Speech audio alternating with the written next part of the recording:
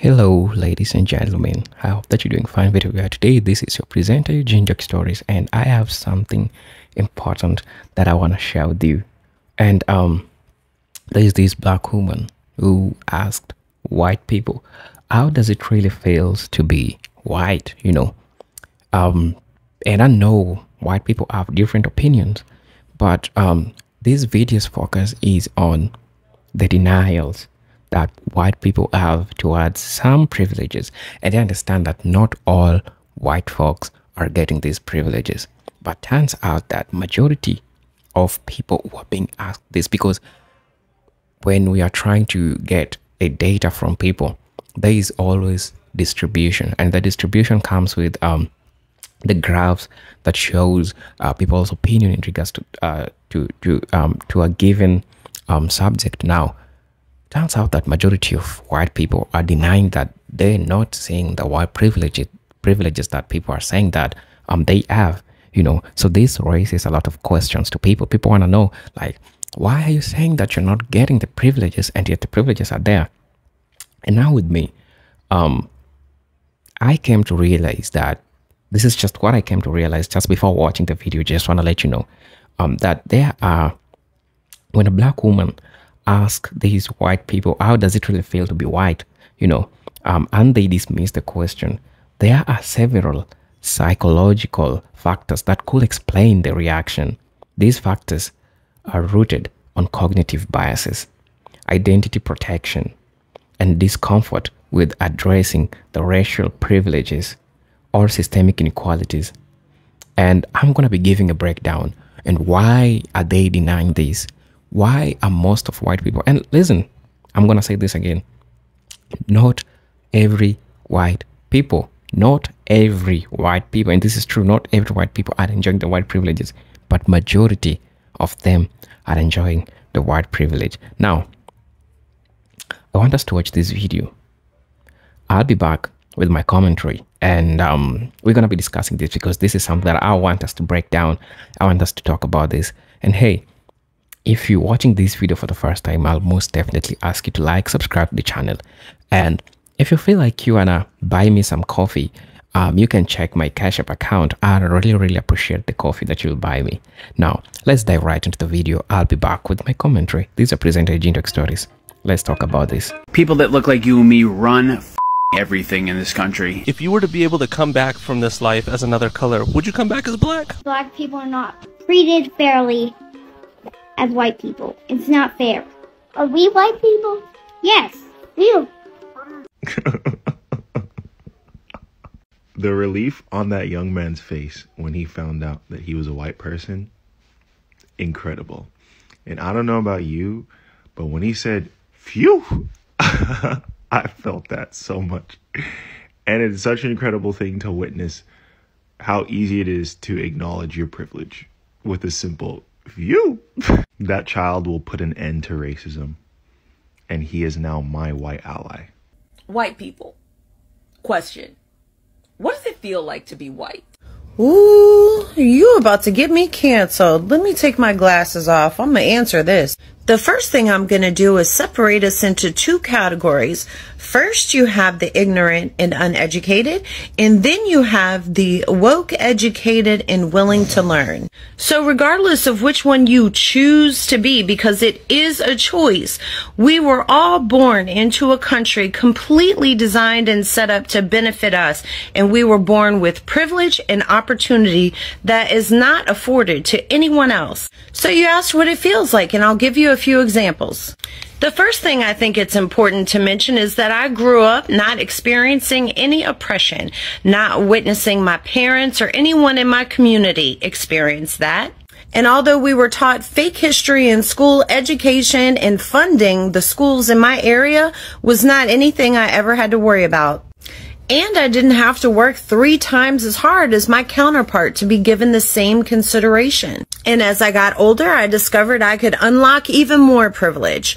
I could get pulled over by the police and just be given a warning.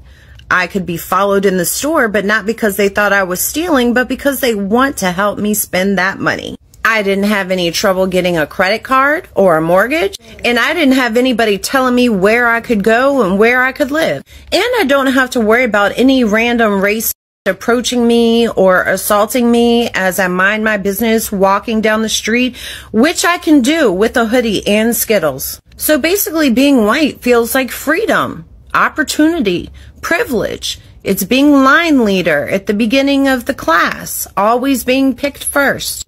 But it is also embarrassing being forever linked to the racist and uneducated side. But even with all that embarrassment, I would still choose to be white because the privilege outweighs the embarrassment. That's what it's like. Some black lady made a post that says, "White people, how does it feel to be white?" Okay, well, this is how it feels to be white. Imagine being a race that you're not allowed to be proud of. If I put up that I'm proud to be white, people would comment that I'm the most racist person in the world.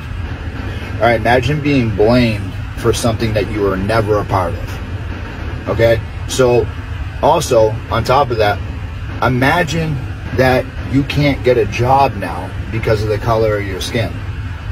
Like literally they tell you that we're not hiring any white people right now. We need more people of ethnicity here. Huh. Imagine being straight and white and Christian. You're like the triple threat of hatred. Imagine being told that you have an ideology that you don't have. Like, just because you're white, you're racist. So that's what it's like to be white. It feels like I'm gonna get up every day and go work for everything that I have.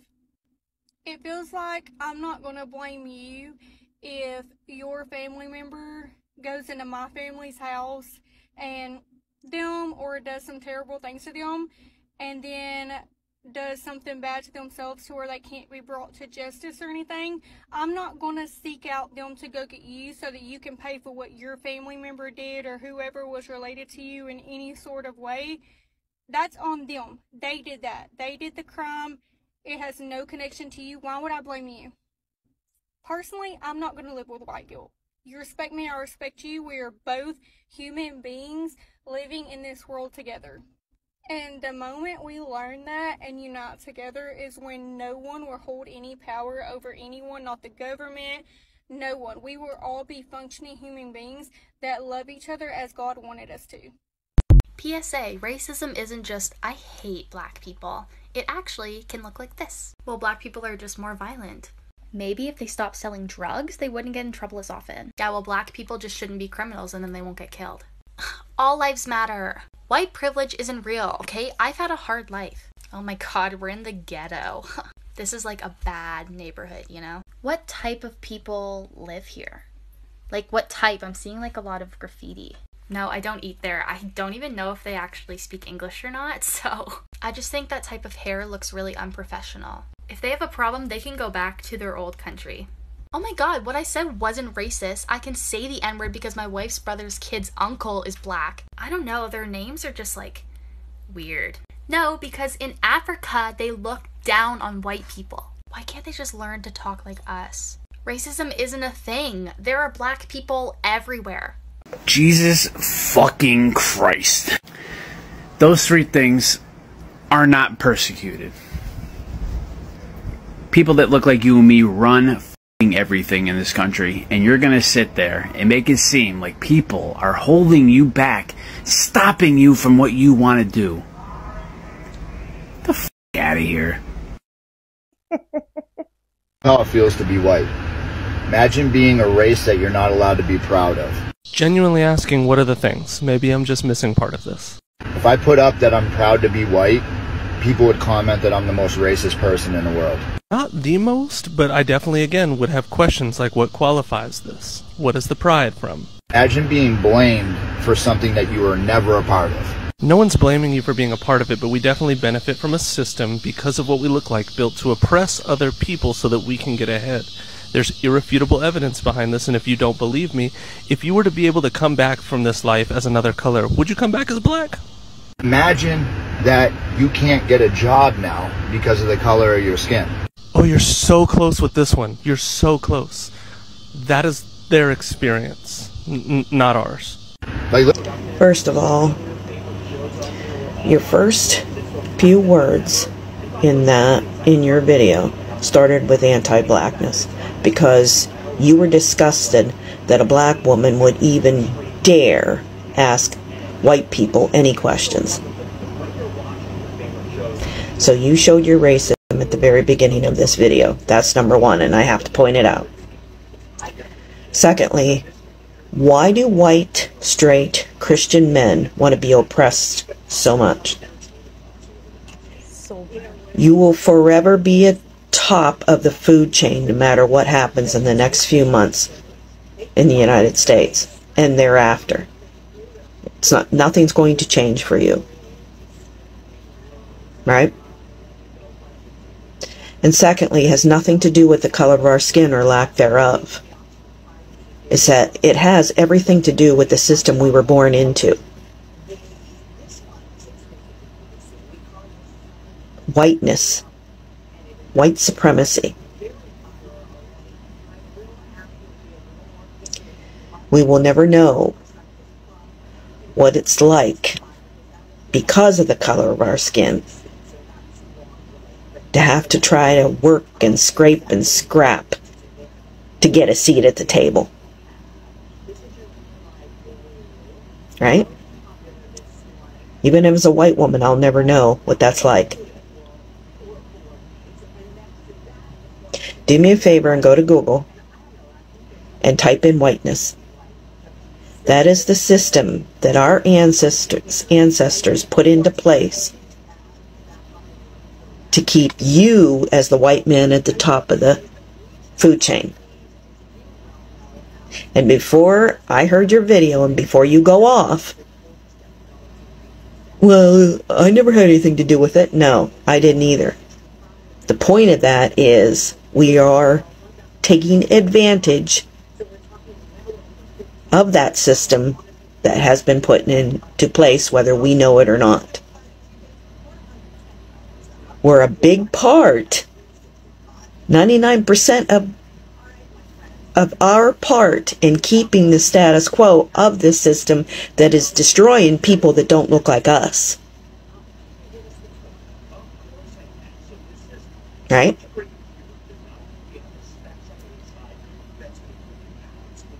You and I were both born into this system.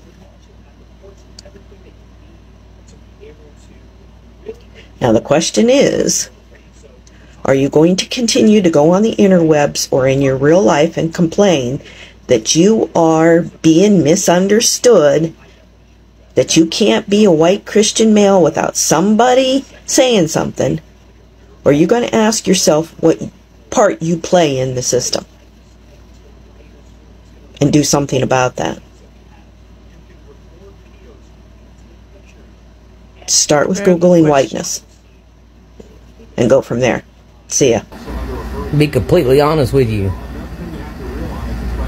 Has nothing to do with being white. You're just a loser. And I can almost guarantee from just seeing this one TikTok, a lot of that failure and a lot of the probably continuous failure in a loop, in a cycle, right, has a lot to do with you playing the victim, not taking accountability for your own shit, projecting it onto outside things because you are absolutely delusional. I am white and transgender, and I am way more privileged than anyone darker skinned, regardless of how they identify gender-wise or sexual orientation. Completely self-aware of that. That is insane to think that you are discriminated against because you are a white man, a straight white man that's a Christian. You guys love being the fucking victim. Get your shit together. You're a loser, and that's why you keep fucking failing. Some black lady made a post that says, white people, how does it feel to be white? Okay, well, First of all, when you start your video with some black lady made a post, that you're starting off on the wrong foot, bud. But after this, I don't ever want to hear any non-melanated person ever again in life tell us as people of color, particularly black people, that we have a victim mentality. Y'all literally say we have a victim mentality for simply acknowledging history, for simply acknowledging things that literally we have lived, and not only in our lifetimes, but the generations before us have experienced. And the fact that systemic racism is still a thing to this day. This is something that we still are experiencing. But when we talk about that, when we try to have a conversation about that, we're accused playing the victim. But this whole video was nothing but whining and, quite frankly, lying. See, you want to claim that, you know, you would get attacked for saying that you're proud to be a Wahite person, but that's because usually the people who feel the need to say that at the expense of other people. When I say I'm proud to be a black woman, and I am, it's not at the expense of anyone else. I don't want to denigrate any other group of people to make myself seem like I am better. And there's also the fact that we have been marginalized. So for us to be able to say we're proud of who we are, there is a difference between that and someone of the ruling class in this social construct that is racism. That, by the way, was created by Wahite people. When you say it just hits different, and there are reasons why, but you don't want to look at that. Also, you want to say that you can't get jobs because, you know, because of DEI. Maybe you didn't get the job because you weren't qualified, Skippy. Did you ever think of that? Do you think we just get jobs because, oh, well, they have to give it to a black person? We not only have to be qualified, we have to be overly qualified.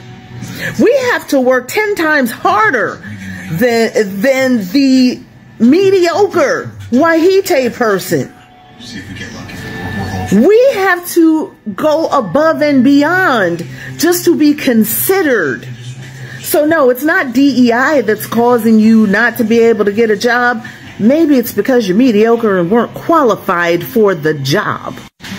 And someone else in your comment section wanted to tell a bold-faced lie and say that an employer told him he was qualified for the job, but they had to give it to a black person.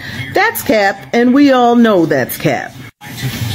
But I will tell you that I was looked over for jobs, and I know that it was because of my race. You know how I know? Because when I was on the phone with these folks, you know, using my very professional voice, they told me they were hiring. I literally showed up within the hour to fill out the application. They told me either they were no longer hiring or they were out of applications. Why do you think? Oh, because, you know, I've been told over the phone when I use my very professional voice. And then if for any reason my race comes up as a subject, they say, oh, well, you don't sound like one of them. They're gonna be huge. Twist on it. And what do you think they meant by that? So yeah, that victim mentality is not working. Equality is not taking anything from you. Y'all are so afraid of equality because you've been so used to being able to put your foot on everybody else's neck for so long. And now that you realize times are changing, people are not going to just lay down and accept your foot on our necks anymore. And now you're scared. Oh, and by the way, y'all want to, you know, believe in that. I don't know if I should say it, but you know that theory that y'all think other people are gonna replace you. No, that's not a thing either. Even though Wahite folks are becoming the minority. Oh, that's what you're afraid of. You're afraid that when you become the minority that we'll treat you like you treated us for hundreds of years? Nah, we're not built like that. We don't want revenge. We only want equality. But yeah, that victim mentality doesn't look good on you, bud. Hello guys, welcome back to the channel. Now, they say you know the importance of something. You don't know the importance of something until you lose it.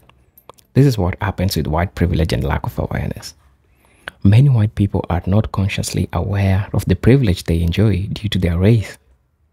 Since they have not experienced systemic discrimination based on race, the question might seem irrelevant or odd to them, which is true, makes sense, because you can't say or you can't recognize a problem that you haven't been part of it. So it takes you to be part of it for you to understand the struggles that those people go through, right? Now, the question might seem so irrelevant or odd. This lack of awareness can lead to dismissiveness, as they may see or how race plays a role in daily experiences. Now, being white is often considered default or normal in many societies. The normalization makes race invisible to some white people, causing them to overlook the significance of their racial identity in shaping their lived experiences. Cognitive dissonance. Cognitive dissonance occurs when people are confronted with information that challenge their self-perception of worldwide view, causing discomfort.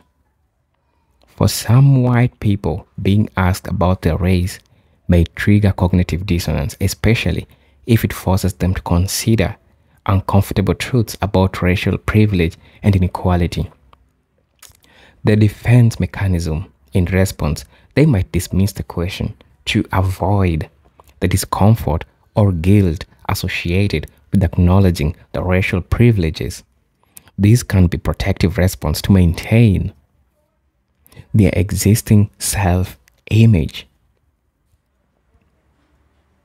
Now, the third thing that I'm going to be talking about, social desirability bias.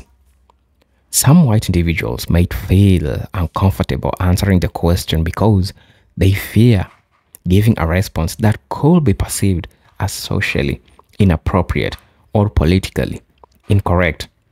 This social desirability bias can lead to them either deflect or dismiss the question entirely to avoid being judged. There is a question of being an avoidant. Race is a sensitive topic, which is true, and discussing it openly can feel risky for people who are unsure of their own thoughts or experiences might be received. You've seen the white people, or that white lady that said, she doesn't see color as something which is, something which is big to them. It's just like having blonde hair. It's just like something like having black hair. It's just like something like having white hair. She doesn't take it like something which is like, serious, right? But that brings us to something called the colorblind ideology. The notion of colorblindness, or the belief that race should not be matter, is a common among some white individuals.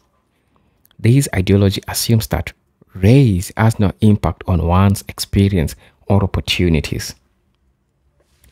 People who describe to be colorblind thinking may dismiss questions about race because they view them as divisive or irrelevant. Moral high ground. Some may believe they are normal superior by not seeing race, and thus they may dismiss discussions that emphasize racial identity. The fifth thing that I'm going to be talking about is fragility and defensiveness, what we call the white fragility. White fragility, a concept introduced by Robin DiAngelo, you probably know her, refers to the divisiveness that some white exhibit when confronted with discussion about race and racism. Being asked directly about their whiteness can provoke feeling of discomfort, guilt, or even shame. To protect themselves from these feelings, they may dismiss the question or react defensively.